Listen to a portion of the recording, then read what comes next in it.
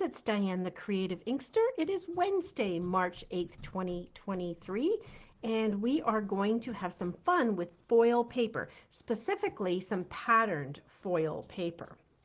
So here are the three cards that I want to show you tonight. I'm going to demonstrate how to do this one. Take a good peek at the coloring on this one. Then wishing you all the happiness you can imagine. More of the gold showing here, and copper on this one for best wishes.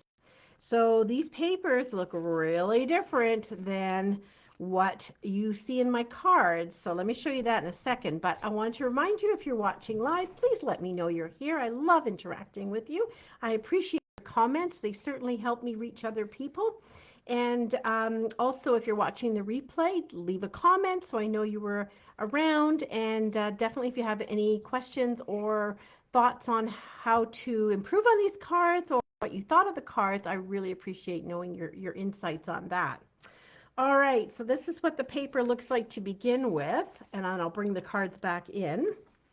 This is called Naturally Gilded Foil Paper. It's in our online exclusives section of the web store, and that is the new section where items will be posted for sale that won't ever be in a publication. They won't be in a catalog of any kind, but you can get them on our web store. So I definitely encourage you to check that out once in a while. I know nobody here has this paper that is my customer because you haven't bought it from me yet. So this is the new gorgeous paper. This is the gold. So in this pack of 6 sheets of 12 by 12, you get, hi Vicki, you get 2 of the gold on vanilla. They're one-sided. It's just plain white on the back. You get 2 of the silver on white. And these look, of course, like trees or a forest. Hi Brenda. These are more like flowers. I mean, I guess you kind of take your own interpretation of it. And then here's some more that look like branches. And this is a copper on white. So these are the colors of the papers when you get them. You get 2 of each, so 6 in the package for, I think they were 21. And this is what I did with them. I added ink to them. So this one, and then here is the gold one, and here's the copper one. I think I may have mentioned or will mention in the blog post that I used shaded spruce, but what I did use was actually evening evergreen. This color is supposed to be retiring. We're expecting a color refresh, which means some of the colors that are in the existing line will go out. New ones will replace them. Some of them may be old in colors or current in colors, and they won't actually retire. So I'm hanging on to this one. I'm not sure what's going to happen. But evening evergreen over top of the copper, and cherry cobbler over top of the gold for this one. So it has a really different look. In fact, I put the cherry cobbler on this, and then for the matte, I chose Mary Merlot.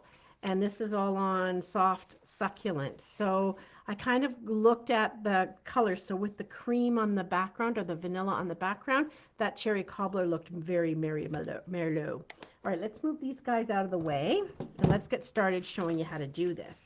This stuff is beautiful, gorgeous paper to work with. This is our sample. And I've got my pieces pre-cut. I have one more tip to share with you also with your die cutting, so don't leave me too quickly. So I've got a piece of regular basic black. That's my card base.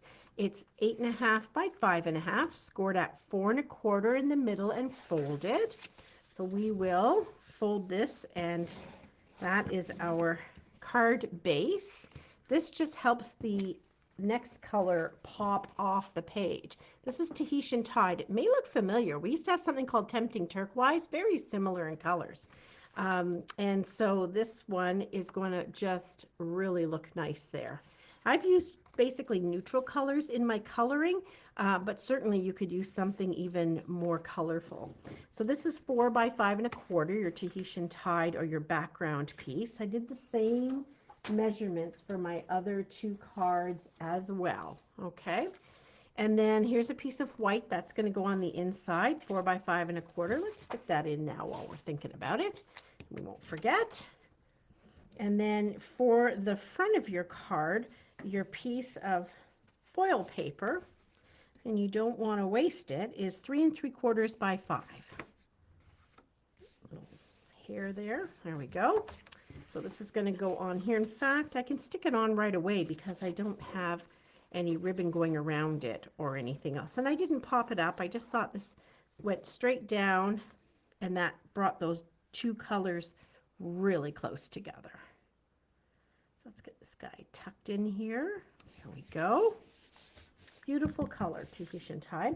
So then here is our piece of foil, naturally gilded, 3 3/4 by 5. I'm going to grab some scratch paper so I don't mess up my whole piece here, because this is a messy but very effective technique. So I have a Memento ink pad. I'm going to use this one. I've got a second one out, and I've got a re-inker to show you how to re-ink in case you have to do that. All right, I hope this won't be too confusing with all this mess on the other side. Okay, what we're going to do is add the ink right over top. So this is a resist technique, and what that means is where the foil printing is, it will resist the ink. It'll still go on there, and it'll be messy, so we're going to grab some paper towel and wipe it off. You could use a tissue, doesn't really matter. Don't use anything too fancy because it's going to get all messed up, so I would use something cloth. I wouldn't use something cloth-like, but I'd use something throwaway. Okay, so we're going to put this on so we can streak it. We've done this kind of technique before, and just have it be a little streaky in there, or we can really add the color. So I'm going over top of this in sort of a twisting kind of technique. So I'm just going to grab my water painter to hold on the edge, because you may not be able to see it, but the ink is pooling on top of the silver because it's resisting it, and I don't want to get it all over my fingers. So you do the twist. Doesn't look like it's really doing a great deal, but once we start picking it off the excess, we are going to see the big reveal. All right, so there's that. I'm going to go on this side here and add a little more here. You can add as much depth of color as you like. There we go. Sometimes when you're adding ink, you're actually taking it off, so you want to be mindful of that. I'm going to close up my ink pad for a moment. This does deplete your ink pad pretty quickly, so you want to think about having your re-inkers handy. And then I'm just going to buff this off, and that's going to take the excess off of the foil paper. So once again, I'm going to use my water painter to kind of hold it in place. And it does still take a little bit of time to dry, so you might get a little bit on your fingers as you first start touching it. That's the black that's come off. Turn this over. We'll just give it another rub and see what happens if we get some on it again. Yep, still a little bit coming off. So move this out of the way for a sec. You can see how it's added the color there, and I want the depth of color even more. There's a couple of spots which are a little splotchy. I'm just going to go back in and give it a little bit more of a touch. I should be able to hold with my finger now and just go into the spots that I need to. So like I said, you want to have your re-inker handy just in case. It's a color you use all the time, and you get it quite dried out from this technique. Grab our piece again.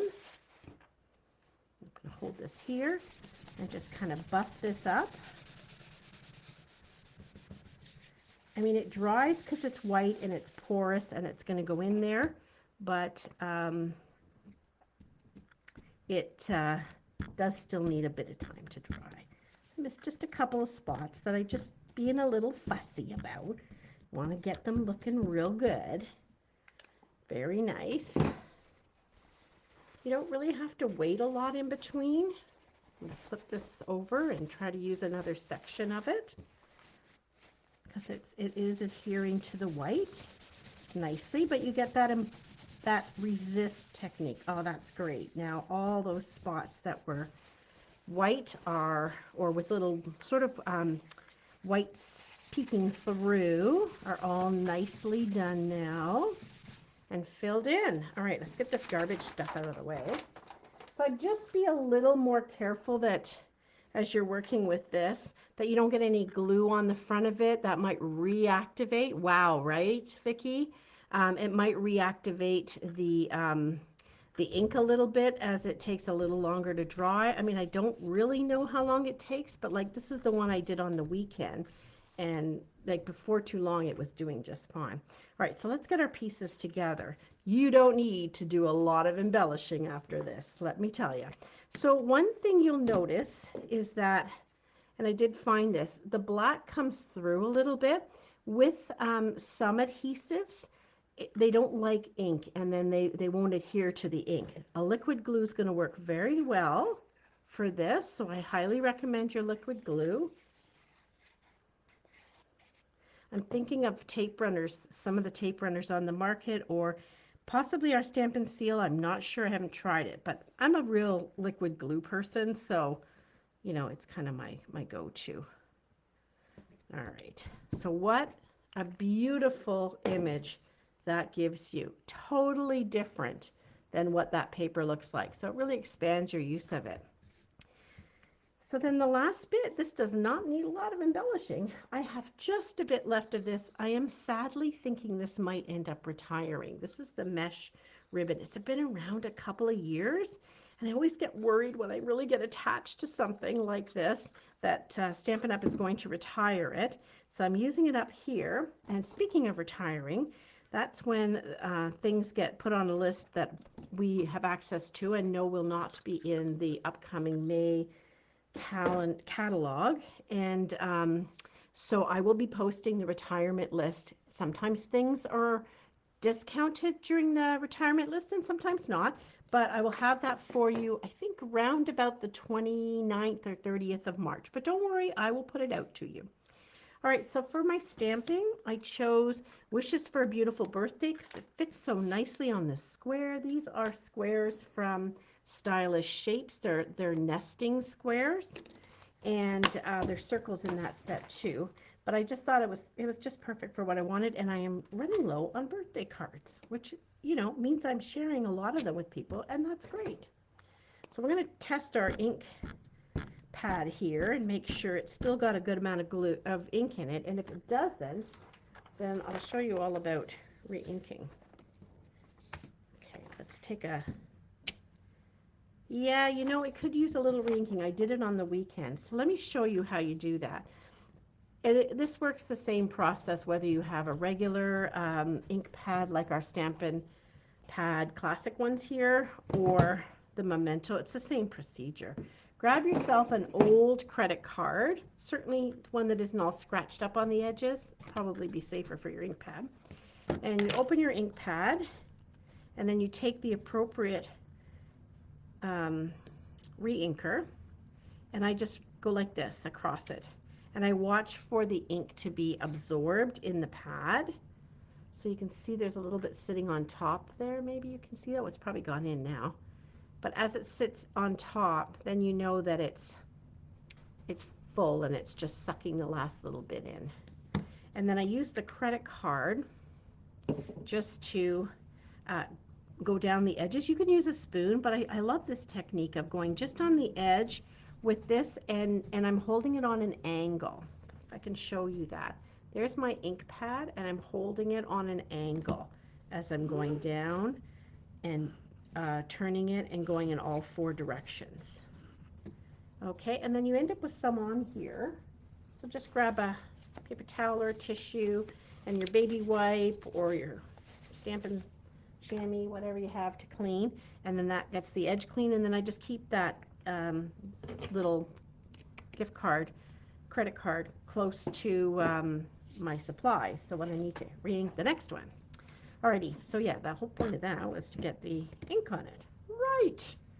Alright, so then I always like using this one this way. Okay, so now we'll put our greeting on.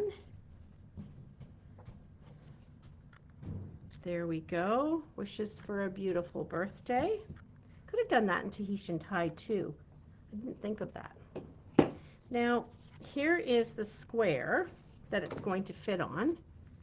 And sometimes you'll see here, on the one I did on the weekend, it has a little bit smaller border between the white and the blue. Can you see that?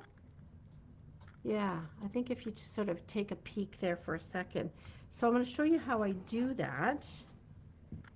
What I do is I take my die and I line it up just to make it that little bit smaller. So I'll take the white and I'll stick it over top and have it not flush, but what's the word? Evenly spaced in the bottom right corner, or top right, top left, doesn't matter. And when I see how that's lined up, then I take my die and I place it over top. And I know when I run it through the embossing folder, the Stampin' Cut and Emboss, it's going to cut off this segment and this segment. And these small dots are small enough between them that you're not going to notice that it's actually been cut out. So if you have larger dies like rectangles and you want to use them as squares, you can do the same procedure. You've got a larger piece, let's say this was even your piece, for example, and you wanted, and this was the die, and you wanted to make it more square, you could cut off edges, just like that. Sort of follow what I mean? And you can and change the shape of your dies. Excuse me, for this one I'm just going to stick it on because the Stampin' Cut and Emboss machine's behind me, so I'm going to go with this. All right, so we're going to put this on top of the Tahitian tide. And then this ribbon does not need actually to be tied. I've done it with knots a lot of times, but I like it just as a smooth layer. And in order for it to stick nicely, I found that if I put some tear and tape on the back, or Stampin' Seal, I don't have any Stampin' Seal, and it's been on not orderable status for a while, so I've been using my tear and tape, which is totally economical.